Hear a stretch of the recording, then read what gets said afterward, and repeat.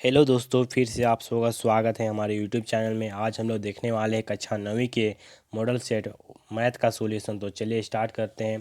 पहला क्वेश्चन है दोस्तों, निम्नलिखित में से कौन परिमेय संख्या है। तो परिमेय संख्या उसे कहा जाता है जिसे हम p/q के रूप में लिख सकते हैं और जिसका वर्गमूल पूरा पूरा निकले। तो चलिए देखते हैं। ऑप्शन ए में है √23, यानी इसका वर्गमूल पूरा पूरा नहीं निकलेगा तो यह नहीं होगा। पाई भी परिमेय संख्या नहीं है। 0.1, 0.01, 001, 0001 यह भी परिमेय संख्या नहीं है। चौथा नंबर में दिया गया दोस्तों √225, यानी 225 का वर्गमूल निकालेंगे तो 15 आएगा। इसका वर्गमूल पूरा पूरा निकला तो इसका सही आंसर होगा ऑप्शन डी। चलिए बढ़ते हैं क्वेश्चन नंबर 2 की ओर। निम्न में से कौन सी संख्या 3 और 4 के बीच स्थित है। तो 3 और 4 के बीच क्या क्या स्थित होगा।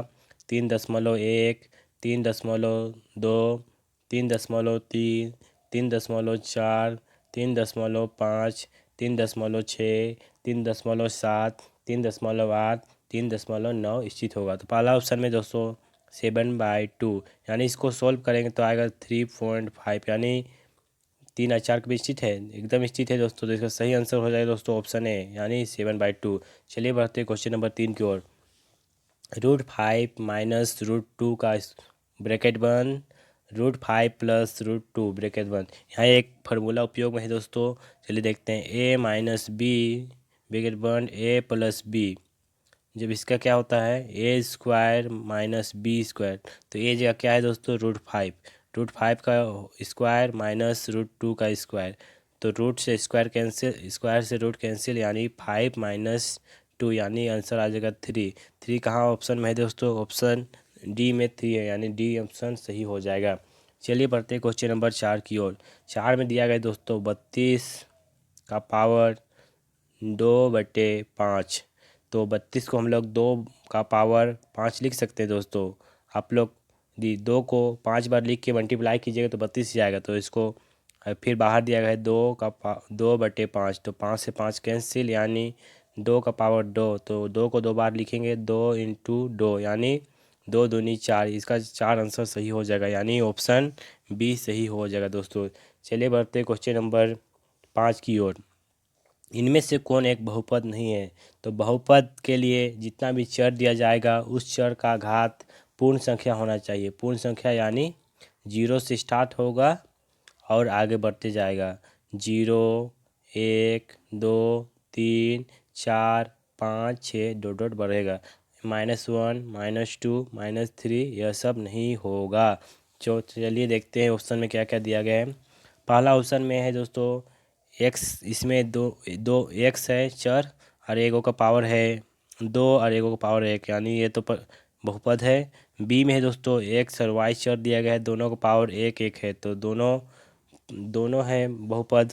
चलिए देखते हैं ऑप्शन सी में x प्लस 5/y प्लस 105। वो 5 y नीचे है तो y को ऊपर ले जाएंगे तो 5y माइनस 1 प्लस 105। यहाँ पर देखिए दोस्तों y का जो पावर है दोस्तों -1। तो मैं आप लोगों को बताया कि जिस चर का -1 -2 होगा तो वह बहुपद नहीं होगा, यानी इसका सही आंसर हो जाएगा ऑप्शन सी सही हो जाएगा। चलिए बढ़ते हैं क्वेश्चन नंबर 6 की ओर। बहुपद x माइनस 2 का शून्यक है। तो शून्य ज्ञात करने के लिए जो भी दिया जाएगा उसको 0 के इक्वल पुट कीजिएगा। उसके बाद x का मान जो भी निकलेगा वही उसका शून्यक होगा। यहाँ इधर -2 है तो बराबर को खाली ले जाने के लिए क्या हो जाएगा +2, यानी इसका सही आंसर होगा 2। तो देखिए कौन सा ऑप्शन में है 2, ऑप्शन सी में 2 सही हो जाएगा। चलिए बढ़ते क्वेश्चन नंबर 7 की ओर। बहुपद 5x³ प्लस 4x का पावर 4 प्लस 7x प्लस 12 का घात है। तो आप लोग घात के लिए दोस्तों जो भी बहुपद दिया जाएगा उसमें आप लोग चर देखिएगा। जिस भी चर का घात सबसे बड़ा होगा तो ही उस बहुपद का घात होता है, यानी इस बहुपद में देखिए सबसे बड़ा घात 4 है। तो इसका सही आंसर क्या हो जाएगा 4, यानी ऑप्शन बी सही हो जाएगा। चलिए बढ़ते क्वेश्चन नंबर 8 की ओर। यदि बहुपद p x equal to x³ plus x² plus x plus 1 को x प्लस 1 से विभाजित किया जाता है तो शेषफल का मान क्या होगा। तो देखिए दोस्तों यहाँ पे x प्लस 1 को भाग देना है x³ plus x² plus x plus 1। तो आप लोग विभाजन करने जानते हैं दोस्तों।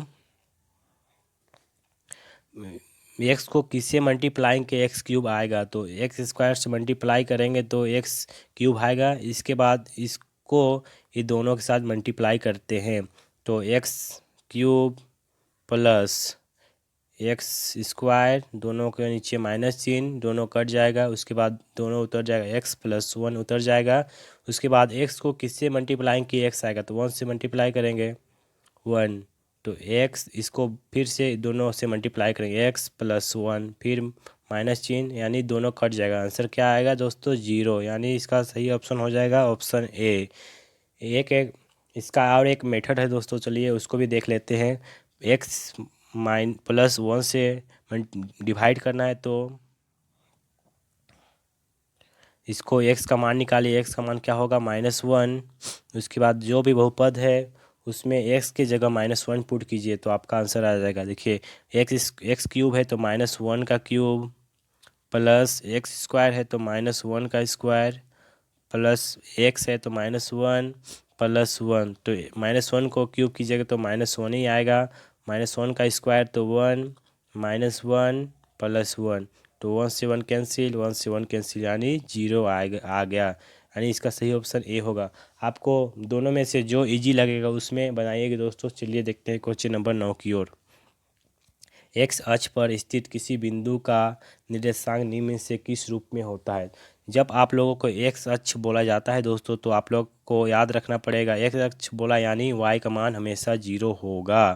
तो इसका क्या आंसर हो जाएगा दोस्तों, देखिए एक्स तो वाई का मान हमेशा 0, यानी ऑप्शन सी सही होगा। जब वाई अक्ष बोला तो एक्स का मान 0 होगा, वाई अक्ष बोला यानी एक्स का मान 0 होगा, इसलिए इसका सही आंसर होगा ऑप्शन सी। चलिए बढ़ते हैं दोस्तों क्वेश्चन नंबर 10 की ओर। मूल बिंदु का निर्देशांक, बहुत वेरी वेरी इंपॉर्टेंट दोस्तों, यह क्वेश्चन बहुत बार आता है। मूल बिंदु का निर्देशांक क्या होता है, तो आप लोग को याद रखना पड़ेगा 0,0 होता है मूल बिंदु का निर्देशांक। यह हर एग्जाम में पूछा जाता है तो आप लोग को इसको याद रखिएगा। चलिए बढ़ते क्वेश्चन नंबर 11 की ओर।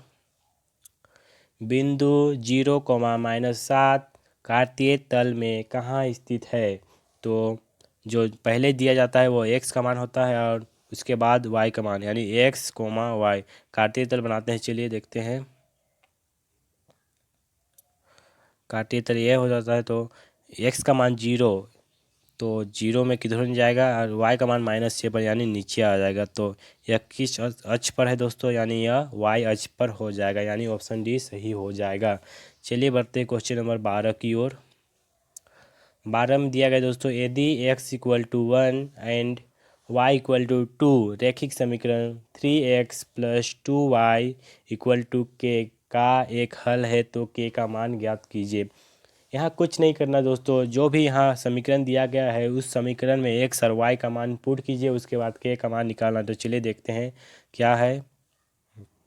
3x + 2y = k, x का मान 1 है यानी 3 × 1 प्लस 2, y का मान 2 है यानी 2 × 2 यानी =k, 3 + 4 = k, यानी 7 = k, यानी k का मान क्या आ जाएगा 7। तो इसका सही आंसर क्या होगा दोस्तों, ऑप्शन ए। चलिए देखते हैं दोस्तों क्वेश्चन नंबर 13 की ओर। एक्स अक्ष का समीकरण है, यहाँ पे एक्स अक्ष बोला है तो वाई का मान क्या होगा 0। आप लोग इसको याद रखिएगा, एक अक्ष बोला यानी वाई का मान 0 होगा, यानी ऑप्शन बी सही हो जाएगा दोस्तों। चलिए बढ़ते क्वेश्चन नंबर 14 की ओर।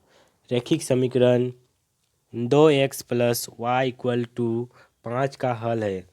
तो इसमें आप लोग देखिए दोस्तों, जो भी ऑप्शन दिया गया है उस पे उसको दे के हल करने का प्रयास कीजिएगा। पहला ऑप्शन में है x = 2 y = 2। चलिए ऑप्शन ए का मान भरते हैं, 2x + y = 5।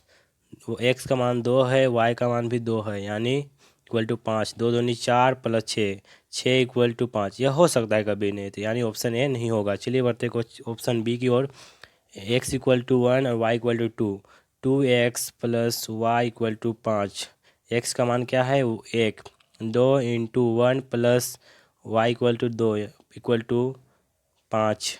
दो दूनी चार, यानी 4 = 5। यह हो सकता है, यह भी नहीं हो सकता है दोस्तों, तो ऑप्शन बी भी नहीं होगा। ऑप्शन सी देखते हैं दोस्तों।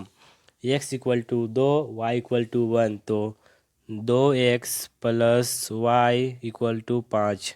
x का मान 2 है, 2 × 2 प्लस y का मान 1 = 5, तो दो दूनी 4 प्लस 1 = 5, तो 5 = 5। ये 5 = 5, यानी यह सही हो जाएगा, यानी ऑप्शन सी सही हो जाएगा दोस्तों। आप लोग एक बार कॉपी में लिख लीजिए इसको, ऑप्शन सी सही हो जाएगा। चलिए बढ़ते क्वेश्चन नंबर 15 की ओर। यूक्लिड का कथन कि सभी समकोण एक दूसरे के बराबर होते हैं निम्न रूप में दिया गया है, तो यह किस रूप में दिया गया है? ऑप्शन डी हो जाएगा दोस्तों, एक अभिधारणा के रूप में दिया गया है। चलिए बढ़ते क्वेश्चन नंबर 16 की ओर। एक दिए हुए बिंदु से होकर कितनी रेखाएं जा सकती है? जब एक बिंदु है दोस्तों, इसमें कितने रेखाएं खींची जा सकती है? अनेक देख सकते हैं। इधर से खींचेंगे, इधर से खींचेंगे, इधर से खींचेंगे, इधर से खींचेंगे। आप जितना चाहोगे दोस्तों उतना आप खींच सकते हैं, जितना चाहो आप खींच सकते हैं। तो इसका सही आंसर क्या हो जाएगा? अनंत, यानी ऑप्शन सी सही हो जाएगा दोस्तों। चलिए बढ़ते क्वेश्चन नंबर 17 की ओर।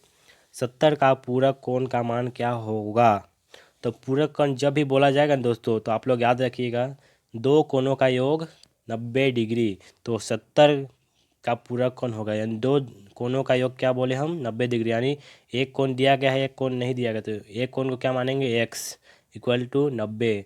उसके बाद x का मान निकालेंगे, x = 90 - 70, यानी x का मान क्या निकल जाएगा? 20। तो इसका सही आंसर क्या होगा दोस्तों? 20 हो जाएगा, यानी ऑप्शन सी सही होगा। पूरक कोण बोला यानी दो कोणों का योग 90 डिग्री होना चाहिए। चलिए बढ़ते क्वेश्चन नंबर 18 की ओर दोस्तों। यदि एक त्रिभुज का एक शेष यदि एक त्रिभुज का एक कोण शेष दोनों कोणों के योग के बराबर हो तो वह त्रिभुज है। तो आप लोगों को पता होगा दोस्तों, जब एक कोण दो कोणों के योग के बराबर होता है तो वह त्रिभुज क्या होता है? समकोण त्रिभुज होता है, यानी ऑप्शन बी सही हो जाएगा। चलिए बढ़ते हैं क्वेश्चन नंबर 19 की ओर। आकृति में एक्स का मान है, तो चलिए देखते हैं क्या क्या दिया गया है। यहाँ पे दिया गया है दोस्तों, त्रिभुज है एक्स अंदर की ओर, और इसमें एक्स का मान निकालना है। तो आप लोगों को याद होगा दोस्तों, दो अंतःकोणों का योग बाह्य कोणों के बराबर होता है। तो चलिए देखते हैं, अंदर में 40 + 50 = x, तो 90 = x, यानी x का मान क्या आएगा? ये 90, यानी ऑप्शन बी सही होगा। आप लोग याद रखिएगा, दो अंतःकोणों का योग बाह्य कोणों के बराबर होता है। तो चलिए देखते हैं क्वेश्चन नंबर 20 की ओर। 20 में दिया गया दोस्तों, निम्नांकित में से कौन त्रिभुजों की सर्वक्षमता की कसौटी नहीं है? तो पहला ऑप्शन में है एंगल साइड एंगल, यानी यह तो होगा, सही होगा। साइड साइड यह भी होता है। एंगल एंगल एंगल यह सर्वक्षमता की कसौटी नहीं होगा, यानी ऑप्शन सी सही हो जाएगा दोस्तों। चलिए बढ़ते हैं क्वेश्चन नंबर 21 की ओर।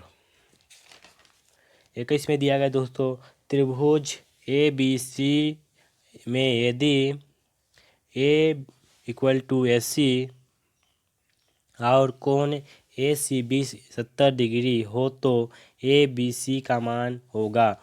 चलिए देखते हैं, त्रिभुज एक बना लेते हैं। त्रिभुज ABC, तो यहाँ दिया गया है AB = AC और C का मान क्या दिया है? 70 डिग्री।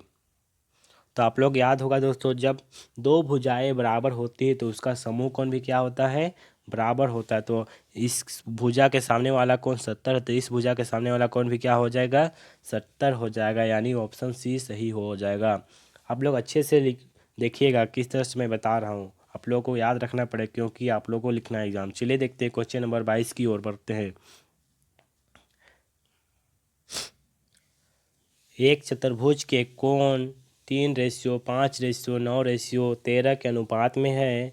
इस चतुर्भुज के सबसे छोटे कोण का मान होगा। तो आप लोग पता होगा दोस्तों, चतुर्भुज के तीन अंतःकोणों का योग क्या होता है? 360 डिग्री होता है। तो चलिए देखते हैं, यहाँ पे दशमलव में दिया गया है, नहीं रेशियो में दिया गया है, तो इसको क्या मानेंगे? एक्स के साथ मानेंगे। 3x + 5x plus 9x plus 13x equal to कितना का बराबर होता है? 360 के बराबर होता है। जब इसको ऐड करेंगे तो कितना आ जाएगा दोस्तों? 30x equal to 360। जीरो से जीरो कैंसिल, तीन एके तीन, तीन एके तीन, तीन दूना छः, यानी एक्स का मान क्या आ जाएगा दोस्तों? 12। एक्स का मान क्या आ जाएगा? 12। तो उसके बाद देखेंगे दोस्तों, यहाँ पूछा गया है सबसे छोटे कौन, तो यहाँ सबसे छोटा संख्या क्या है दोस्तों? 3, यानी 3 को क्या माने थे? 3x। तो एक्स का मान बैठा देंगे, एक्स का मान 12 आया था, यानी 12 तिया 36। तो इसका सही आंसर क्या हो जाएगा दोस्तों? 36, यानी ऑप्शन ए सही हो जाएगा। चलिए बढ़ते क्वेश्चन नंबर 23 की ओर। किसी चतुर्भुज के भुजाओं के मध्य बिंदुओं को एक कर्म से मिलाने वाले रेखाखंडों द्वारा बना चतुर्भुज एक चतुर्भुज होता है। तो पहले चतुर्भुज बनाते हैं। इसके मध्य बिंदु यहाँ हो जाएगा, यहाँ हो जाएगा, यहाँ हो जाएगा, यहाँ जो हो जाएगा, इसको मिला देंगे दोस्तों। तो कैसा चतुर्भुज बना है दोस्तों? एक समांतर चतुर्भुज का निर्माण होता है। तो इसका सही आंसर हो जाएगा एक समांतर चतुर्भुज, यानी ऑप्शन बी सही हो जाएगा। चलिए बढ़ते हैं क्वेश्चन नंबर 24 की ओर। आकृति में ए बी सी डी एक समांतर चतुर्भुज है जिसमें B C equal to 60 centimetre, B C यानी यह है दोस्तों 7 सेंटीमीटर, तथा ए ई यानी ऊंचाई 5 दिया गया है दोस्तों, हो तो समांतर चतुर्भुज का क्षेत्रफल हो है। तो आप लोगों को पता होगा दोस्तों, समांतर चतुर्भुज का क्षेत्रफल क्या होता है दोस्तों? आधार गुनी ऊंचाई। तो आधार क्या दिया गया है? बी सी 7, ऊंचाई क्या है? 5, यानी 7 × 6 = 35। तो इसका सही आंसर क्या हो जाएगा दोस्तों? 35 सेंटीमीटर स्क्वायर, यानी ऑप्शन सी सही हो जाएगा। चलिए बढ़ते क्वेश्चन नंबर 25 की ओर। 25 में दिया गया दोस्तों, एक समांतर चतुर्भुज और एक त्रिभुज एक ही आधार तथा समांतर रेखाओं के बीच स्थित है। यदि त्रिभुज का क्षेत्रफल 12 सेंटीमीटर स्क्वायर है तो समांतर चतुर्भुज का क्षेत्रफल होगा। यहाँ पे दिया गया है दोस्तों, एक समांतर चतुर्भुज और एक त्रिभुज एक ही आधार तथा समांतर रेखाओं के बीच स्थित है। तो समांतर चतुर्भुज, एक समांतर चतुर्भुज बनाते हैं पहले। यहाँ पे और एक त्रिभुज एक ही आधार पर स्थित है। तो एक परिमेय याद रखिएगा, यदि एक ही आधार पर त्रिभुज और समांतर चतुर्भुज स्थित हो तो त्रिभुज और समांतर चतुर्भुज का क्षेत्रफल का अनुपात 1:2 होता है, यानी ये दोनों का अनुपात क्या हो जाएगा? 2, 1:2। तो इसका 12 सेंटीमीटर दिया गया है दोस्तों, सेंटीमीटर स्क्वायर। तो इसका क्या हो जाएगा? तो पहले 12, इसका 12 दिया है तो 12, यहाँ 2 है दोस्तों, 2 × 12। तो 12, 12 को 2 से गुना करेंगे तो क्या हो जाएगा? 24 सेंटीमीटर स्क्वायर आ जाएगा, यानी इसका सही आंसर हो जाएगा दोस्तों 24 सेंटीमीटर स्क्वायर, यानी ऑप्शन सी सही हो जाएगा। चलिए बढ़ते हैं क्वेश्चन नंबर 26 की ओर। वृत्तखंड एक चाप तथा खाली स्थान के बीच का भाग होता है। तो चलिए एक वृत्त बनाते हैं पहले। वृत्त, तो वृत्तखंड किसको बोलते हैं? जब उसमें से एक जीवा गुजरता है तो उसको दो भागों में बांट जाता है, तो उसे वृत्तखंड कहते हैं। इसके एक वृत्तखंड ई हुआ, एक वृत्तखंड ई हुआ, तो इसको चाप बोलते हैं दोस्तों। इसको चाप और इसको क्या बोलते हैं? जीव। तो चाप और जीवा के बीच के भाग को बोलते हैं वृत्तखंड। तो इसमें इसका सही आंसर हो जाएगा ऑप्शन सी, जीवा हो जाएगा दोस्तों। चलिए बढ़ते हैं क्वेश्चन नंबर 27 की ओर। 3 असंरेखी बिंदुओं से होकर कितने वृत्त खींचे जा सकते हैं? तो चलिए देखते हैं। 3 बिंदु है दोस्तों, तो 3 बिंदु से कितना वृत्त खींचे जा सकते हैं? चलिए इसको मिलाते हैं पहले।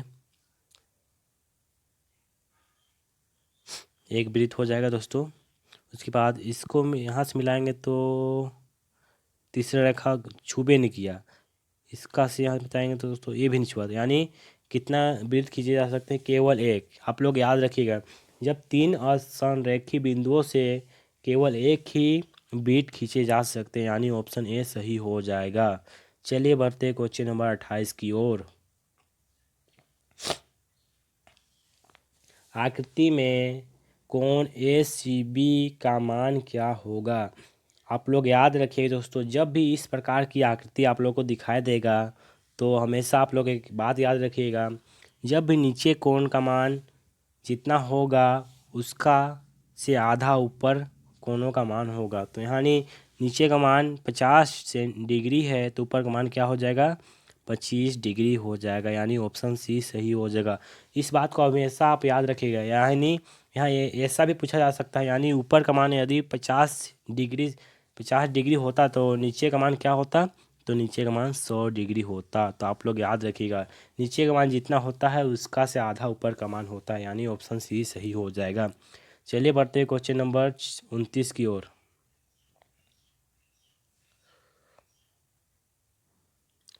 एक त्रिभुज ए बी सी में A B equal to 4 centimetre तथा कोण ए का मान 60 डिग्री है, तो इस त्रिभुज की रचना संभव नहीं है यदि बी सी तथा ए सी का अंतर है। तो चलिए एगो त्रिभुज बनाते हैं दोस्तों, हम लोग त्रिभुज बनाने की कोशिश करते हैं। ए बी सी, तो ए बी का मान 4 सेंटीमीटर दिया गया है, तो दोस्तों यहाँ और ए का मान 60 डिग्री। यहाँ ए बी सी माइनस ए सी का अंतर क्या होगा, क्या है कि इसका त्रिभुज बनना संभव नहीं है। तो आप लोग एक बात याद रखिएगा, यदि किसी दिए गए भुजा का मान से बड़ा हो जाए, यदि जब किसी भुजा का मान दिया गया है और दो भुजाओं का अंतर उस भुजा के से बड़ा हो जाएगा तो उसका त्रिभुज बनना संभव नहीं होगा। तो चलिए देखते हैं, यहाँ 4 दिया गया है, अगर 4 से बड़ा हो जाएगा दोनों का अंतर तो यह त्रिभुज बनना संभव नहीं होगा। चलिए ऑप्शन ए में देखते हैं 3, यदि 4 से छोटा है तो यह तो होगा। चलिए बी में देखते हैं 3.5, यह भी छोटा है दोस्तों, 4.5 यानी 4 से बड़ा है। तो यदि बी सी और ए सी का अंतर 4.5 होगा तो इसका त्रिभुज का बनना संभव नहीं है, यानी ऑप्शन सी सही हो जाएगा दोस्तों। चलिए बढ़ते क्वेश्चन नंबर 30 की ओर। उस त्रिभुज का क्षेत्रफल क्या होगा जिसकी भुजाएं 3 सेंटीमीटर, 4 सेंटीमीटर तथा 5 सेंटीमीटर है। तो आप लोग याद होगा दोस्तों, हिरोन का सूत्र से हम लोग त्रिभुज का क्षेत्रफल निकालने का कोशिश करेंगे। तो हिरोन का सूत्र होता है S minus A bracket S minus B bracket S minus C. तो एस कैसे निकाला जाता है, एस के लिए हम लोग क्या करते हैं, A plus B plus C C by 2। तो ए का मान दिया गया है दोस्तों 3, बी का मान दिया गया है 4 और सी का मान दिया गया 5/2। ये तीनों को जोड़ेंगे तो क्या आ जाएगा दोस्तों, 12/2, यानी कटेंगे तो क्या आ जाएगा 6। एस का मान क्या आया दोस्तों, एस का मान 6 आ जाएगा। तो चलिए हिरोन का सूत्र में बैठाते हैं, एस 6, 6-3 ब्रैकेट बंद, 6-4 और 6 माइनस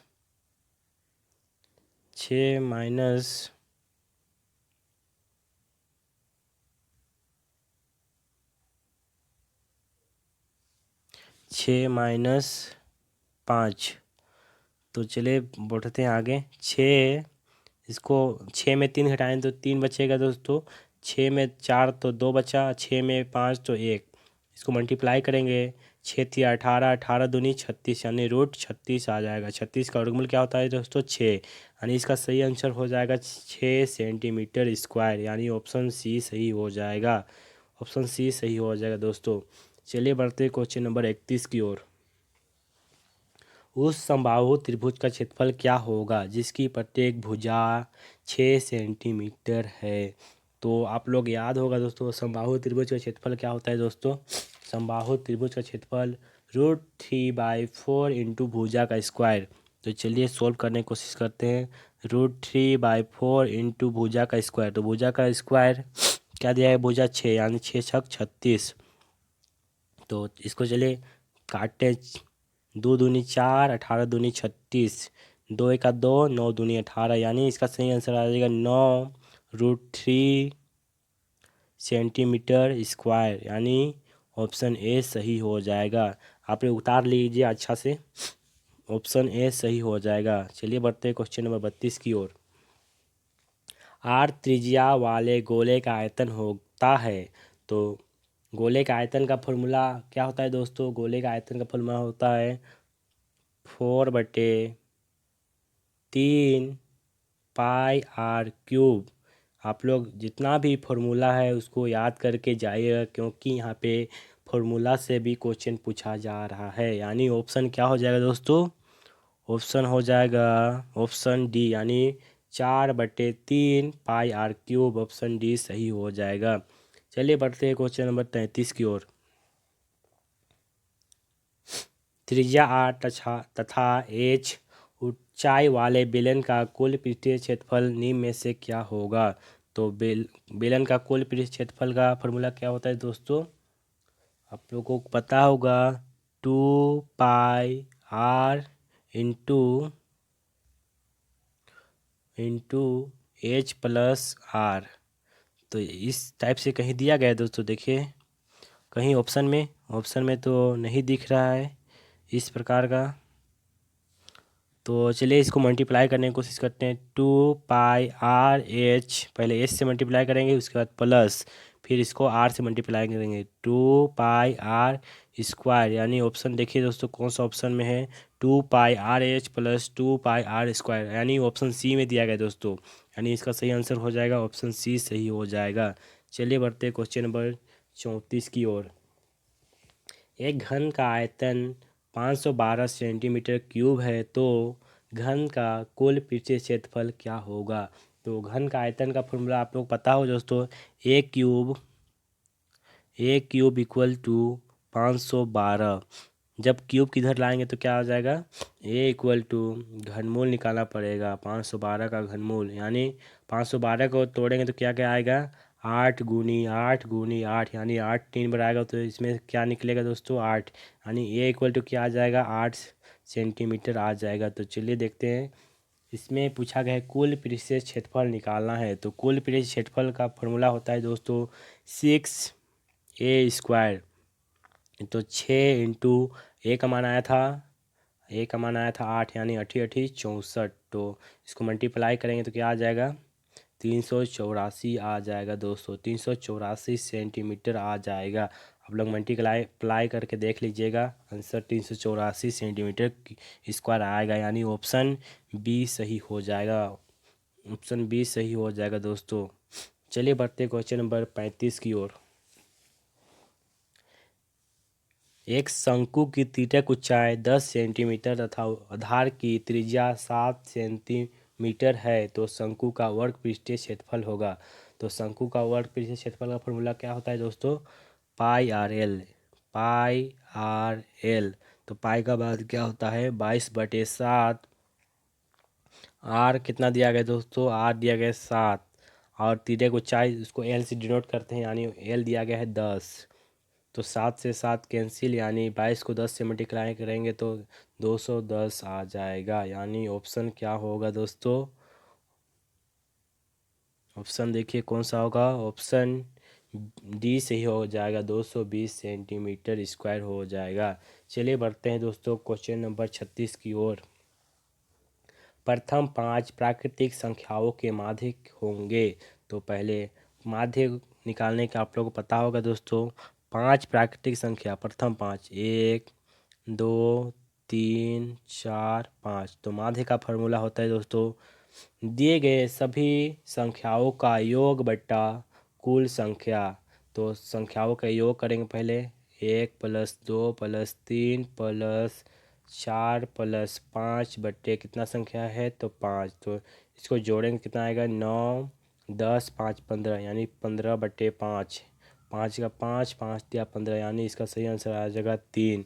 कौन सा ऑप्शन होगा दोस्तों? ऑप्शन बी सही हो जाएगा, ऑप्शन बी सही हो जाएगा। चलिए बढ़ते हैं क्वेश्चन नंबर 37 की ओर। 37 में पूछा गया है दोस्तों 5, 2, 3, 5, 4, 5, 5, 6, 5, 5, 5, 5, 5, 5, 9, 8 में 5 की बारंबारता है। तो इसमें कुछ नहीं करना है दोस्तों, आप लोग देखिए कि 5 कितने बार आया है, यहाँ दिया गया है उसमें 5 कितने बार आया है। तो पहले काउंट करने की कोशिश करते हैं, चलिए। 1 2 3 4 5। कितना बार आया है दोस्तों, 5 बार आया है। यानी ऑप्शन ने देखिए दोस्तों कितना बार आया है, 1 2 3 4 5 6, यानी 6 बार आया है दोस्तों, मेरा से मिस्टेक हुआ था। 6 बार आया है, यानी ऑप्शन बी सही हो जाएगा दोस्तों। 5 की 12 बाटा क्या हो जाएगा, 6 आ जाएगा। तो चलिए बढ़ते हैं क्वेश्चन नंबर 38 की ओर। वर्ग अंतराल 10 से 20 का वर्ग चिन्ह क्या होगा। तो वर्ग चिन्ह का फॉर्मूला आप लोग को याद होगा दोस्तों, निम्न सीमा प्लस उस सीमा बट्टे 2। तो उस निम्न सीमा क्या दिया गया है, 10 प्लस उच्च सीमा 20/2। इसको ऐड करेंगे तो क्या आएगा, 30/2। इसको डिवाइड करेंगे तो यानी 15 आ जाएगा, यानी ऑप्शन सी सही हो जाएगा। ऑप्शन सी सही हो जाएगा दोस्तों। चलिए बढ़ते क्वेश्चन नंबर 39 की ओर। एक पासे को 1000 बार फेंकने पर प्राप्त परिणाम 3 की बारंबारता 150 है, तो इसकी प्रायिकता है।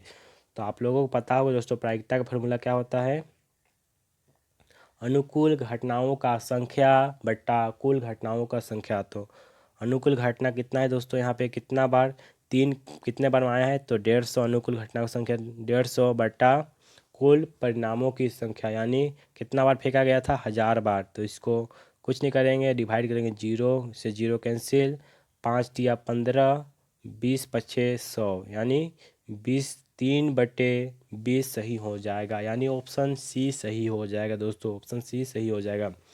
चलिए देखते हैं क्वेश्चन नंबर 40 या मॉडल सेट मैथ का लास्ट क्वेश्चन है। असंभव घटना की प्रायिकता होती है।